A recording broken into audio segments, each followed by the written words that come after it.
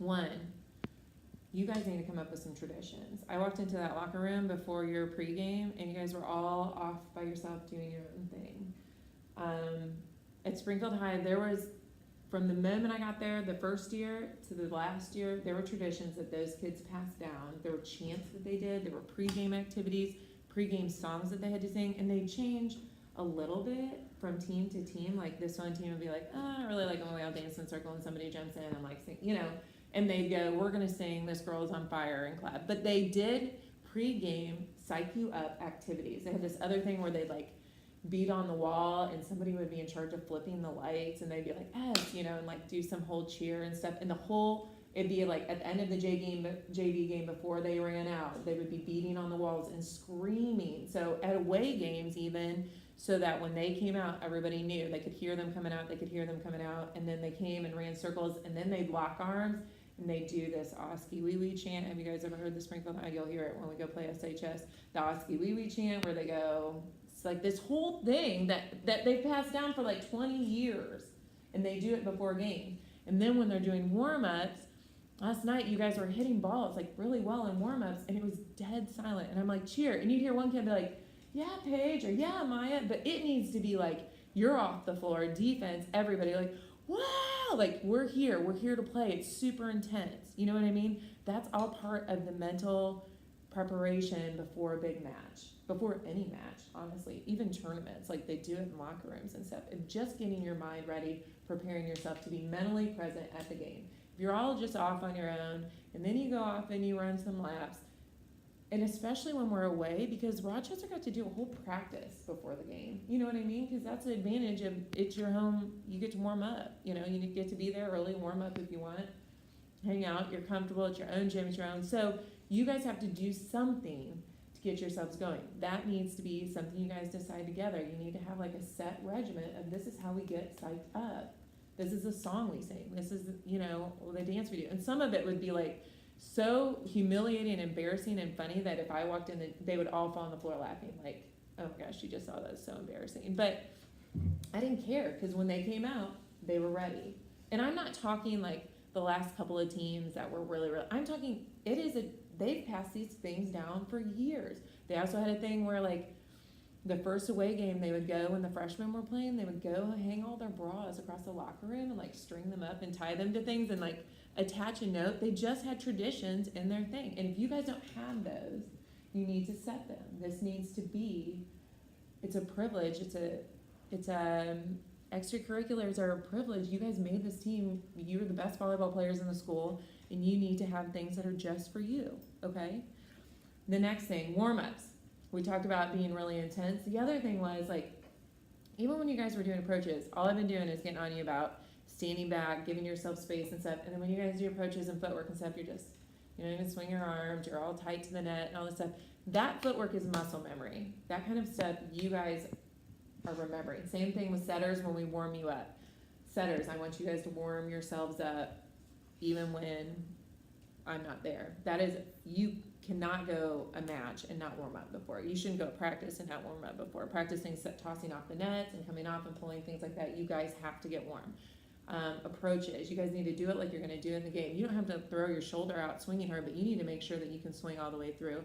Block jumps, you need to make sure that you're getting closed and pushing over and stuff. That's all part of getting, I feel like you guys were kind of going through the motions last night because you were nervous as opposed to doing it 110% like you should. Does that make sense? Do you guys understand what I'm saying? Okay. Even the announcements, they went to announce the starting lineup and you guys like didn't even know what to do. Oh, do we stand like this? Do we stand like that? Have that figured out. Get a tunnel. Get your freshmen out there and create a huge tunnel, and you come out and you guys, whoever standing on the floor, high five each other, or make where you guys line up on the back line and for the national anthem and you hold arms, or you get line by number or something, but look organized, look like you know what you're doing, like you have set this up. And this might seem like really petty things to you, but this is just things that you do collaboratively as a team. Yeah, when they do announce starters, the other thing, when they're announcing the other team, we need to acknowledge them. So you can get in line. I've had teams that get in a line, and when they announce the starters, they do 2 claps, you know what I mean, or something. But we need to, we've kind of been bad about pulling you in and starting the huddle, and they're still getting announced, and we shouldn't do that. We should acknowledge them, even if they don't acknowledge us. That's just part of sportsmanship. Okay, now let's get on to the mental toughness and the mindset thing. Number one, I'm going to teach you how to talk to yourself. Number two, we have got to have accountability in practice for drop balls, for things like that. I know coach doesn't like the word suicide. I know you guys don't like to run suicides, but here's the thing. Here's the madness behind that method of every team I've ever coached, even my little kids, even my 13s, you run a suicide for a drop ball. In the first couple practices, you run a few suicides, but guess what happens? You stop running. Why? Right, because it just becomes a mindset of, I am not going to let my team down by dropping this ball and make them run a suicide for me. You know what I mean? You feel bad the first couple times, and then every once in a while on a Saturday practice, you'll come in tired or lazy or, you know, whatever, and drop a few balls and be like, whoa, we need to get, but it's an accountability piece, right? And it'll change the way you play defense, because all you have to do is condition your brain not to quit, not to stop, not to be like, oh, and also not to be back on your heels, but to be on your toes. If you guys watch this film, a lot of times balls were within our reach and we were in our defensive spot, but we had to do this and move forward. That's such an easy thing to change.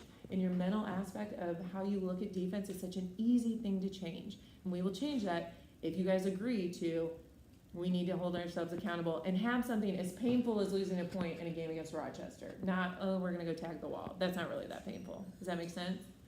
And then you'll stop. I promise you. And you may run once in a while, you may, you know, but it'll stop. It'll stop being something that happened. The next thing, you gotta stay connected. It is an integrity thing. It is a character thing. Everybody loves each other when they're winning, right? You guys all love each other. Oh my gosh, you're the best. Good set, good hit, awesome pass. Yes, good serve. You're awesome. It is a mental. It is the kids who are still connected when they are losing. That's when you know a great team. That's when they're connected. They're communicating. You guys can't come in and go, oh, yeah, okay. After when you lose a serve on serve receive, I don't even think last night we were even coming to the middle anymore when we lose a point. We're just like, okay, let's go back to the serve receive.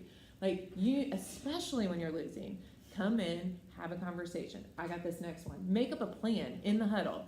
Okay, Aaron, you're going to pass this. We're going to set a 1. We're going to set a 5 to Amaya. This is how we're going to do it. Make up a plan. This is what's coming so that we're all mentally prepared for when it comes. Okay? Personal goals. I'm going to give you guys all my cell phone number. And on Sundays, I want you to text me and coach with a personal goal that you have. We have these lofty, like, team goals. We're going to get there, but I kind of skip the part where we make baby steps up to that. And the way you do that is make sure everybody individually is meeting their personal goals. So maybe you had a rough week on defense and transitioning off the line. And then I know to help you with that in practice. Or middle backs, maybe you're having a hard time reading the hitter. Or blockers, maybe you're having a hard time remembering to say line or cross. We can make up drills to work on that for you, and we can teach you to do that, okay? But you have to text us on Sunday and say, this is what I want to work on in practice personally today. We always have team goals in mind. We set drills around your team goals, but you guys have things you want to do on your own that to be a better volleyball player. So I want you to start doing that. The other thing, look your opponent in the eye.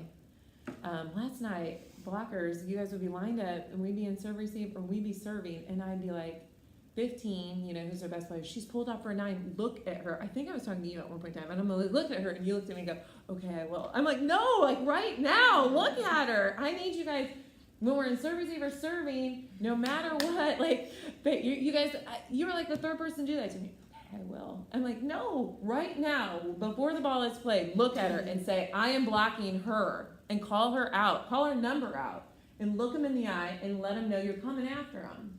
That's part of that mental toughness too, is just like, we're present, we're staring you down because we're confident in ourselves, and it's just a body language thing. So that kid who's already in serve receive, maybe they've been down 1 or 2, maybe they've had a hitting error recently, and now you've just called them out by their number and they know that you're looking for them.